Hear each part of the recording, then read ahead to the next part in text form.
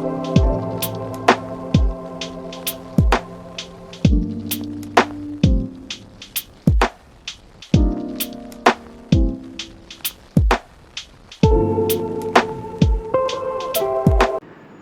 আজকে একটা এক্সট্রাকশনের ভিডিও, আর আজকের ভিডিওটা হচ্ছে মোলারের ভিডিও, লোয়ার মোলারের ভিডিও এবং তার সঙ্গে রুট স্টাম্পের ভিডিও।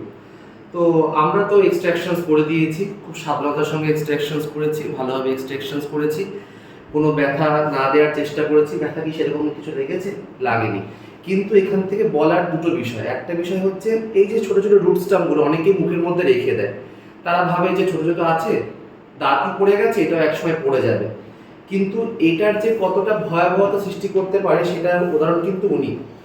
ওনার এই দাঁতের শার্প জায়গাতে লেগে লেগে জিভে একটা বড় রকমভাবে আলসারের সৃষ্টি হয়েছে এবং সেই প্রবলেম নিয়ে উনি আমাদের কাছে এসেছেন। তো যাই হোক, আমরা মেডিসিন ওনাকে প্রোভাইড করেছি, আস্তে আস্তে আলসারটা কমের দিকে, এবং আজকে এক্সট্রাকশনস করেছি। কেন এক্সট্রাকশনস না করলে ওই ঘা জায়গাটাতে আবার লাগবে। তো আশা করি সুস্থ হয়ে উঠবেন।